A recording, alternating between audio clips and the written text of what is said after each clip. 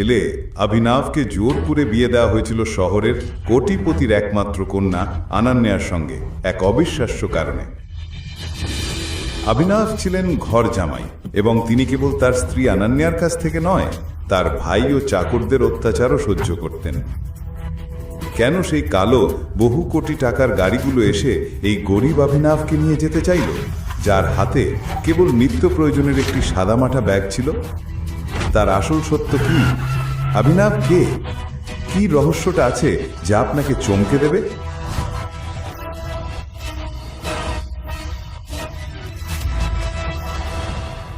আরে ঘর জামাই, বাথরুম পরিষ্কার করে তাড়াতাড়ি বেরিয়ে এসো, বাজারে যেতে হবে। অভিনব জানতো যে এই চাকর বাড়ির অনেক পুরনো চাকর, যার সম্মান তার থেকে অনেক বেশি। হ্যাঁ ভাই। সার্ভেন্ট অভিনবকে 1000 টাকা এবং একটি লিস্ট দিয়ে বলল, দৌড়ে বাজারে যাওয়া এবং মালপত্র নিয়ে আসো। আর শোনো, অনন্যা ম্যাডামের অফিসের বন্ধু চিরাগ আজ আসছে, ওই যে রাতে ওর সাথে দেরিতে আসে। তুই তার স্বামী, তাই না? হ্যাঁ, এবার তোকেই তার খাতিরদারি করতে হবে। কি দেখছিস, যা। সার্ভেন্টের কথায় অভিনব রেগে যাচ্ছিল, তখনই তার ফোন বেজে উঠল। নম্বরটি দেখে অভিনব চমকে গেল। এটা একটি দুবাই নম্বর ছিল। অভিনব কলটি ধরল না এবং তাড়াহুড়ো করে সাইকেলে চড়ে বাজারের দিকে ছুটে গেল। সবজির বাজারে দুবাই নম্বরের কলটি আবারও এলো। অভিনব নজর না দিয়ে হাঁটতেই থাকল। তখন ওই এলাকায় কুখ্যাত গাজ্জু ভাই তার পথ আটকে দিল।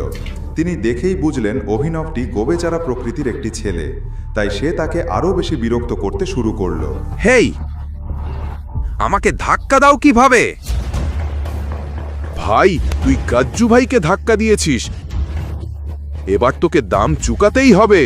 অভিনব তাদের অগ্রাহ্য করে চলতে চাইল, কিন্তু গাজ্জু ভাই তাকে ঠেলে দিল। কেন কেন তোমরা আমার সঙ্গে এমন করছো? ও প্রভু, ভাই এই তো সেই ঘর জামাই যার সুন্দর বউ আছে এবং যে একজন বিলিয়নিয়ার। ভাই, আমার ছোট ভাই তার বাড়িতে চাকর। সত্যি? এই অপমান সহ্য করে অভিনব মাথা নিচু করে চলে যেতে চাইল, কিন্তু গাজ্জু ভাই তার কলার ধরে বলল, তাহলে আমরা তার বিলিয়নিয়ার বউ অনন্যা দিয়ে। এটা শুনে সব গুদারা হেসে উঠল। অভিনবের ফোন আবার বেজে উঠল।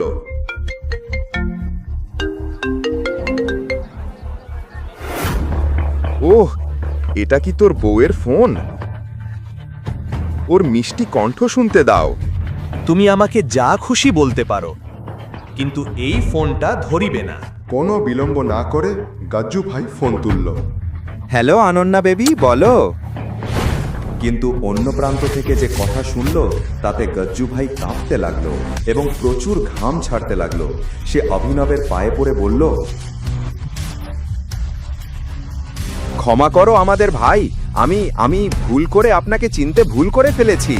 ঠিক তখনই ধুলো উঠতে লাগলো এবং সবাই দেখল তিনটি বড় দামি কালো গাড়ি গুন্ডাদের সামনে থেমে গেল।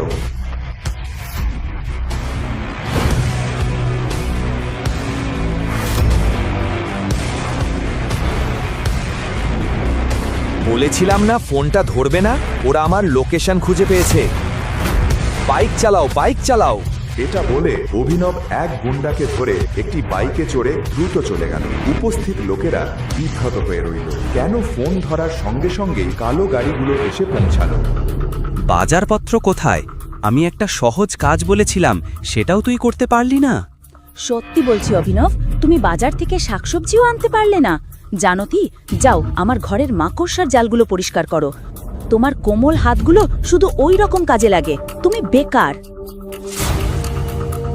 অনন্যা যত দ্রুত সম্ভব অভিনবকে ছেড়ে দিতে চেয়েছিল এবং সবার সামনে তাকে হেয় করে সে চেয়েছিল যে অভিনব নিজে থেকেই তার জীবন থেকে চলে যাক। ঠিক তখনই অনন্যার ফোন এলো কাজলের কাছ থেকে। হেই অনন্যা, তোরা খান্দালাতে মাফিয়া কিং আক্রম স্যারের পার্টিতে যাচ্ছিস তো? আমাদের সব কলেজ বান্ধবীরা যাবে সেখানে। না, আমার মেজাজ ঠিক নেই। অনন্যা, এটা তো মাফিয়া কিং আক্রম স্যারের আমন্ত্রণ, না বলা যায় না। তোকে আসতেই হবে। আর আমরা সবাই আমাদের স্বামীর সঙ্গে যাচ্ছি। তোকে তোর ঘরজামাইকে নিয়ে আসতেই হবে। তোর একটা সুযোগ হবে তাকে ছেড়ে দেবার। কেন? কারণ অনেক মানুষ থাকবে মাফিয়ার দুনিয়া থেকে। হ্যাঁ, এটা অভিনবকে পথ থেকে সরিয়ে দেবার সঠিক সুযোগ। ঠিক আছে, আমি আসছি। আমি ওই অকাজের স্বামীটাও নিয়ে আসব। অভিনব সোজা দাঁড়িয়ে সব শুনছিলেন। তখনই তার ফোন আবার বেজে উঠল। স্ক্রিনে দুবাই নম্বর দেখে অভিনব বাড়ি থেকে বেরিয়ে গেল।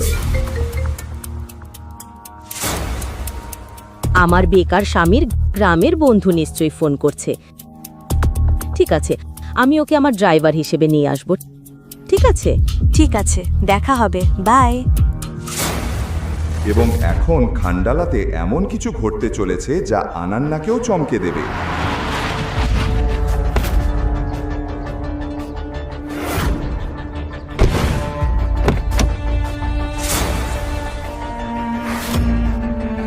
পরের দিন আনান্না অভিনবকে নিয়ে গাড়িতে করে খান্ডালা চলে এলো। হোটেলটা দেখে অভিনবের চোখ বড় হয়ে গেল। তোমার পুরো পরিবারে হয়তো তুমিই একমাত্র যে এত বড় একটা হোটেলের মধ্যে পা রাখার সুযোগ পাচ্ছ। ঠিক তখনই অনন্যার কলেজের বেয়াদব ধনী বন্ধুবান্ধবরা সেখানে এসে হাজির হলো। তাদের মধ্যে রাজ নামের একটি অহংকারী ছেলেও ছিল, যে সবসময় অনন্যাকে ইমপ্রেস করার চেষ্টা করত। অনন্যা, এটা কি? তুই কি এই ট্রিপে স্বামীর বদলে নিজের চাকরটা এনেছিস? ওটা আমার স্বামী। কি? অভিনবের সাধারণ পোশাক দেখে অনন্যার বন্ধুগণ ও তাদের স্বামীরা মুখ বাঁকা ছিল, কিন্তু তাদের ধারণা ছিল না কি ঘটতে চলেছে। তখনই হোটেল ম্যানেজার এসে বলল, এক্সকিউজ মি স্যার, আকরম স্যারের পার্টি সন্ধ্যায়, তাই এখন লাঞ্চ আর ড্রিঙ্কসের বিল আপনাদের তরফ থেকেই পে করতে হবে। ওয়েটার যখন মেনু কার্ড নিয়ে এলো, তখন আরিয়ান নামের একটি ছেলে অভিনবকে ফাঁদে ফেলতে ঘোষণা করে, হে সবাই, আজ বিলটা অভিনবই দেবে। আমি এমন কিছুই বলিনি। চল সবাই তালি দি অভিনবের জন্য। এই চাকর যে মাসে ৬,০০০ টাকা করে পায়, আমাদের লক্ষের বিল দেবে। 1 মিনিটে কি হলো অভিনব বুঝতেই পারল না। আর অনন্যাও ভাবছিল, অভিনব এটা কি করলো? আমার কাছে আজকের বিল দেবার মতো টাকা নেই, আর এই অভিনব তো একেবারেই গরিব। আর হ্যাঁ বন্ধুরা, অভিনব একটি শর্তও রেখেছে। যদি সে আজ বিল দিতে না পারে, তাহলে রাজ অনন্যাকে নিয়ে যাবে। কি? অভিনব, তুমি নিজের সীমানা বজায় রেখে দাও বিট। আমি তোমার জিনিস নই যাকে বাজি রাখা যায়। অনন্যা, আমার কথা শোনো, আমি তো কিছু। চুপ কর, চুপ কর। অভিনব অনন্যাকে বোঝাতে চাইল যে ওকে ফাঁদে ফেলা হচ্ছে। আরে আরে আরে, বাজি ধরা হয়ে গেলে পিছিয়ে যাওয়া যাবে না। কি হলো? টাকা শেষ হয়ে গেল? ওয়েটার! রাজ অভিনবকে কথা বলবার সুযোগ দিল না এবং হোটেলের সবচেয়ে দামি খাবার ও ড্রিঙ্ক অর্ডার করাতে লাগলো। ঠিক তখন কাজলের চোখ পড়ল একটা বক্সিং রিংয়ে। হে রাজ, তুমি তো কলেজের বক্সিং চ্যাম্পিয়ন ছিলে, তাই না? তাহলে আর কি, তোর এবং অভিনবের মধ্যে একটা লড়াই হওয়া যাক। আমাদের খাবার আসার আগে বিনোদনও হবে। এটা শুনে সবার আগ্রহ জাগলো, কারণ রাজ সত্যিই এক ভয়ঙ্কর বক্সার, যার নামে অন্য কলেজগুলো ভয়ে কাঁপত। রাজ এতদিনে 25 জনের নাক ভেঙে দিয়েছে। ঠিক তখনই অভিনবের ফোন বেজে উঠল। অভিনব স্যারের ফোন বাজছে। কে ফোন করছে? রাঘু কাকা। ওর বাড়ি থেকে নিশ্চয়ই বলছে, ওই অভিনব, তুই ঘর পরিষ্কার করে গেলি না তো? তাহলে কি বলছো? আমরা কি লড়াই করব? আজ আমরা জানবো অনন্যার জন্য কে সেরা, তুই না আমি। অভিনব, তোমার এখনো একটা সুযোগ আছে, না বলো? অভিনব, তোমার কি রাজের সাথে লড়াই করার সাহস নেই? অভিনব রেগে গেল এবং এখন বলল, আমি বক্সিং করব। বন্ধুরা, তো আজ অভিনব মার খাবে আর আমরা খাবার। রাজও প্রস্তুতি নিয়ে রিংয়ে উঠল। অন্যদিকে আরিয়ান ও তার বন্ধুরা দামি ড্রিঙ্ক ও খাবার অর্ডার করা শুরু করলো। ঠিক তখন রাজ আক্রমণ শুরু করলো এবং অভিনবকে একটা জোরালো ঘুষি মারল। অভিনবের মুখ থেকে রক্ত বেরোতে লাগলো।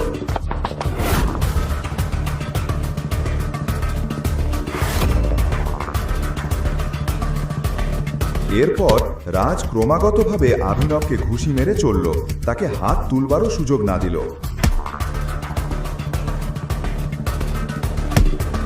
সবাই ভাবল অভিনব এবার শেষ। তখন হঠাৎ অভিনব লুটিয়ে পড়ল। বন্ধ কর অভিনব, আত্মসমর্পণ কর এবং এখনই বেরিয়ে এসো। ঠিক যখন অনন্যা এটা বলল, রিংয়ের বাইরে রাখা অভিনবের ফোন বেজে উঠল। অনন্যা যেন ফোনটা না দেখুক এটাই ভেবে অভিনব দ্রুত উঠে পড়ল এবং ঠিক রাজ আঘাত করার জন্য এগোতেই অভিনব রাজকে এমন এক শক্তিশালী ঘুষি মেরেছিল যে রাজ সেখানেই অচেতন হয়ে পড়ল। অনন্যার দৃষ্টি অনন্যার ফোন থেকে ছুটে গেল মাটিতে পড়ে থাকা রাজের দিকে। অভিনব ঘুষিতেই বক্সিং চ্যাম্পিয়ন রাজকে নকআউট করে দিল। এমন ঘুষি কেবল একজন প্রফেশনাল খেলোয়াড়ই মারতে পারে। এই অভিনব নিশ্চয়ই কিছু লুকিয়ে রেখেছে। অভিনব বেরিয়ে এসে ফোন তুলে নিল এবং রাখল। ঠিক আছে রাজ, চিন্তা করিস না। যদিও এখানে তোকে হারায়ও, আমরা বিল এমনভাবে বাড়িয়েছি যে ও 7 জন্মেও এটি পরিশোধ করতে পারবে না। স্যার, এখানে আপনার বিল 5,40,000। কিছু না, আমাদের অভিনব স্যার এখানে আছে, উনি সবার বিল দেবেন।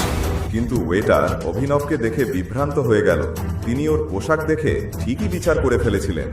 স্যার, অনুগ্রহ করে রিসেপশনে আসুন। সাবধানে দেখো যেন পালিয়ে না যায়। এখন সবাই ওয়েটারের দিকে তাকিয়ে রইল। অভিনব যদি বিল না দিতে পারে, রাজ আজ তার সব রাগ অনন্যার ওপরে বের করে দেবে। এই ভয়ে অনন্যা ঘামতে শুরু করলো। ওয়েটার যখন অভিনবের হাতে থাকা কার্ড নিল ও সোয়াইপ করলো, তার মুখের রং উঠে গেল। কি হয়েছে? অভিনবের কার্ডে কোনো ব্যালেন্স নেই, কোনো টাকা নেই? যদি তার কার্ডে টাকা না থাকে তাহলে বলো, ওর সম্মানের কথা চিন্তা করো না। অনন্যার মুখে রং ঘুচে যাচ্ছিল, কারণ যদি অভিনব বিলে টাকা না দিতে পারে, রাজ আর ছেড়ে দেবে না। কি ব্যাপার, ওনার কাছে কি কোনো টাকা নেই?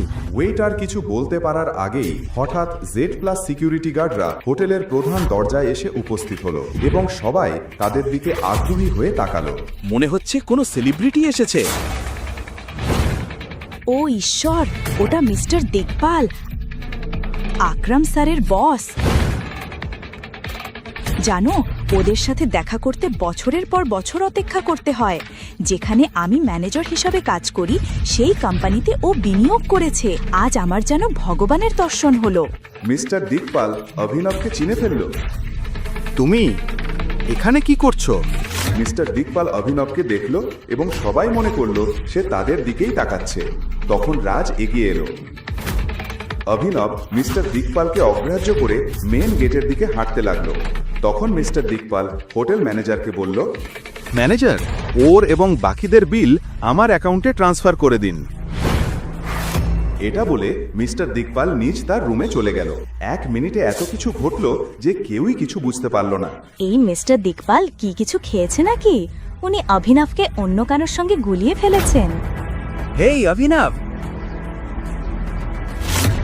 মিস্টার দিকপাল টাকা দিয়েছে তো আমি বাজি জিতেছে। তুমি কোথায় যাচ্ছ? আর সেই যুক্তি অনুযায়ী অনন্যা এখন আমার। আর আজ রাতটা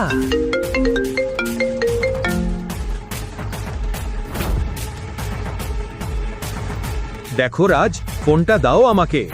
তখন রাজ অভিনবকে বক্সিংয়ের বদলা নেওয়ার জন্য বলল, কোন বড় সুপারস্টারের কল এটা? বারবার বাজছে। ফোনটা রিসিভ করে দেখা যাক।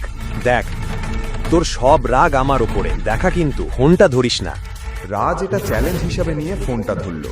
রাজ ফোনটা স্পিকার করে দিল এবং অন্য প্রান্ত থেকে একটা কণ্ঠ বলল, বস, আমরা আপনার লোকেশন পেয়ে গেছি, আমরা আপনাকে আনতে আসছি, কিছু গুরুত্বপূর্ণ আছে।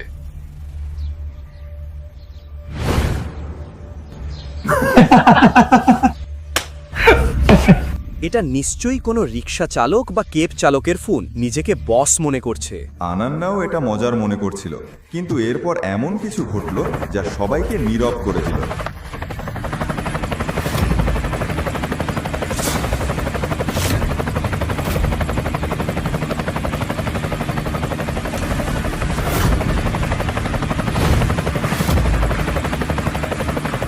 আরে, ওটা তো কোটি টাকার হেলিকপ্টার।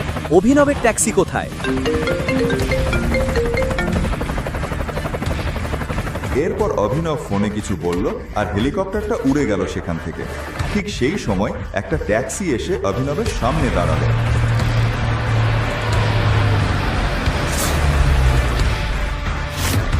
পাহাড় খুঁড়ে ইঁদুর বেরোলো, জানতাম ও এত দামি হেলিকপ্টারে চড়বে। দেখো, ও ট্যাক্সি এসে গেছে। কিন্তু দুবাই থেকে বারবার ফোন আসা, এই দামি গাড়িগুলো আর হেলিকপ্টার সবকিছু একটা এমন গোপন সত্য ফাঁস করতে চলেছে যাতে আপনার গা শিউরে উঠবে। অভিনব তাড়াতাড়ি ট্যাক্সিতে উঠে চলে গেল। ঠিক তখনই রাজ আর বাকিদের মনে অভিনবকে নিয়ে সন্দেহ জাগলো। বন্ধুরা, কেউ জানে ও কোথায় গেল? নিজের বউকে খান্ডালাতে রেখে ও কার সঙ্গে দেখা করতে গেল?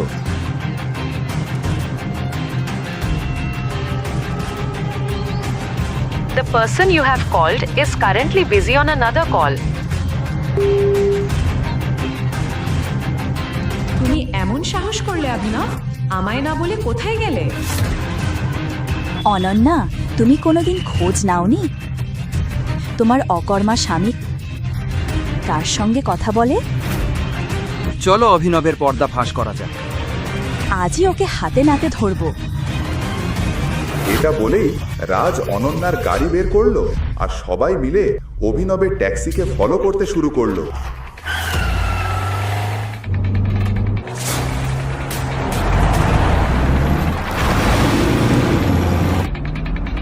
রাজ, তাড়াতাড়ি যাও। অভিনব, আজ তোকে ফাঁস করব। কোথায় যাস আর কি কীর্তি করিস সব বের করে ফেলবো। রাজ আর সবাই চিন্তায় ছিল যে অভিনব কোথায় যাবে আর কিভাবে ওকে ফাঁস করবে, হত্যা করবে। কিন্তু তারা জানতো না আজ অভিনবের এমন পরিচয় তাদের সামনে ফাঁস হতে চলেছে যা তারা স্বপ্নেও ভাবতে পারেনি। অভিনব কি গরিব ছেলে যে শুধু গালাগাল খাওয়ার জন্যই জামাই হয়ে এসেছে, নাকি অন্য কিছু? কোথাও যেও না, সব গোপন ফাঁস হতে চলেছে। আসসালামু আলাইকুম এভরিওয়ান, কেমন আছেন সবাই? আশা করি সকলে অনেক অনেক ভালো আছেন। তো আজকে আপনাদের মাঝে একটা সাইট রিভিউ করতে আসলাম। এই সাইটটার নাম হচ্ছে cityloan20.com। এই cityloan20.com এই সাইটটা কি কোনো প্রকার লোন দেয় কি দেয় না, আপনারা জামানত দেওয়ার পরে কি কোনো প্রকার লোন পাবেন কি পাবেন না, সেই বিস্তারিত আজকের ভিডিওটিতে আলোচনা থাকবে। সো অবশ্যই আপনারা ভিডিওটি সম্পূর্ণ দেখার চেষ্টা করবেন। আর হ্যাঁ, আপনাদেরকে ফার্স্টে বলি, এই ভিডিওটি শুধুমাত্র আপনাদের শিক্ষামূলক উদ্দেশ্যে তৈরি করা, এখানে কোনো আর্থিক লেনদেনকে প্রাধান্য দেয় না। সো এখানে আরেকটা বিষয় আমি আপনাদেরকে দেখাই। সো এখানে যদি লোনের একটা সাইট দেখাই, এই সাইটটার নাম হচ্ছে loanupai99.com। সো এইখানে যে ড্যাশবোর্ডটা আপনারা দেখতে পাচ্ছেন, সো এইখানকার যে ড্যাশবোর্ডটা আছে আর ওই ড্যাশবোর্ডটা কিন্তু সেম ড্যাশবোর্ড। তো এখানে যদি আমি আপনাদেরকে আরও একটা সাইট সম্পর্কে দেখাই, সো আপনারা একটু লক্ষ্য করলে দেখতে পারবেন। সো এইখানে দেখেন, এই সাইটটার নাম হচ্ছে loanalo24.com। সো আপনারা যদি একটু উপরের দিকে লক্ষ্য করেন, loanalo24.com, এবং এইখানে যে ড্যাশবোর্ডটা যেমন আর কি, আমরা যদি এইটার সাথে যদি এইখানে মিলাইতে যাই, তাইলে পরে আপনারা একটু সম্পূর্ণরূপে দেখতে পারবেন যে এই যে এইখানকার যে ড্যাশবোর্ডটা এবং ওইখানকার ড্যাশবোর্ডটা cityloan20.com এবং এইখানে যে loanalo24.com এটা কিন্তু সেম। সো আপনারা কিন্তু এটা দেখলেই বুঝতে পারবেন আর কি। তো এই cityloan20.com যে কোনো প্রকার পেমেন্ট করে এমন কিন্তু কোনো ইনফরমেশন কিন্তু আমরা কিন্তু বিভিন্ন জায়গা থেকে কালেক্ট করছি, বাট পাই নাই। এই হচ্ছে মূল বিষয়। cityloan20.com-এ আপনারা যখন এখানে লোন আবেদন করতে যাবেন, আপনারা কিন্তু এখানে আপনাদের এনআইডি কার্ড, তারপরে জামানত, তারপরে কিন্তু সব কিছু আপনাদের কাছে চাবে। বাট আপনি এখানে এনআইডি কার্ড জমা দিয়ে জামানত জমা দিয়েও কোনো প্রকার লাভ হবে না, কেননা এইটা আপনার রিয়েল কোনো লোন সাইট নাই। সো আমি আপনাদেরকে আরেকটা বিষয় বলি, আপনারা কিন্তু অনেকেই রিয়েল ইনভেস্টমেন্ট সাইটে কাজ করতে চান। সো যারা কাজ করতে চান তারা এই ভিডিওর ফার্স্ট কমেন্ট এবং ডেসক্রিপশন বক্স থেকে কাজ করবেন, আশা করি ভালো একটা আর্নিং করতে পারবেন। কিন্তু এই যে সিটি লোন যে লোনের যে সাইটটা সম্পর্কে আমরা বলতেছি, এই যে যেটা নিয়ে ভিডিও বানাইতেছি এখন, আপনারা যারা ভিডিও দেখতেছেন, এই cityloan20.com-এ যারা অলরেডি জামানত দিয়ে ফেলছেন তারা আমাদের কমেন্ট বক্সে একটু জানাই যাবেন, তাহলে পরে নতুনরা বুঝতে পারবে। প্লাস আরেকটা বিষয় আমি আপনাদেরকে বলি, আপনারা যখনই কোনো একটা সাইটে কাজ করবেন, লোন আবেদন হোক, ইনভেস্টমেন্ট হোক, আপনারা তখন ইউটিউবে সরাসরি গিয়ে সেটা সম্পর্কে একটা রিভিউ দেখবেন যে অনেকেই সেটা সম্পর্কে রিভিউ বানাবে, কেননা কোনো একটা সাইট মার্কেট প্লেস আসলে সেটা সম্পর্কে কিন্তু সকলে অবগত হয় আর কি। তো আশা করি আপনারা সম্পূর্ণরূপে বুঝতে পারছেন যে আপনাদের কোনো একটা সাইট সম্পর্কে রিভিউ জানতে হলে ফার্স্ট অফ অল আপনারা ইউটিউবে গিয়ে একটু বেশি বেশি ভিডিও দেখবেন, ইউটিউবে অ্যানাদার চ্যানেলগুলো চেক করবেন, তাইলে পরে আপনারা বুঝতে পারবেন। এবং আপনাদের যাদের পছন্দ আছে ইউটিউবার যারা আর্নিং রিলেটেড ভিডিও তৈরি করে সতর্কমূলক বা ইনভেস্টমেন্ট মূলত যেটা আপনার কাছে ভালো লাগবে সেই চ্যানেলগুলো একটু ফলো করে রাখবেন, তাহলে আপনাদের পরবর্তীতে কাজে লাগবে। সো আশা করি আপনারা সম্পূর্ণ ভিডিওটি বোঝাইতে পারছি। সো ভিডিওটি যদি ভালো লেগে থাকে তাহলে অবশ্যই ভিডিওতে একটা লাইক করবেন। দেন আমাদের চ্যানেল যদি নতুন হয়ে থাকেন তাহলে অবশ্যই চ্যানেলটি সাবস্ক্রাইব করে পাশে থাকা বেল আইকনটি অবশ্যই অন করে দিবেন। তো দেখা হচ্ছে পরবর্তী নতুন কোনো ভিডিওতে, সে পর্যন্ত ভালো থাকবেন, সুস্থ থাকবেন। আসসালামু আলাইকুম।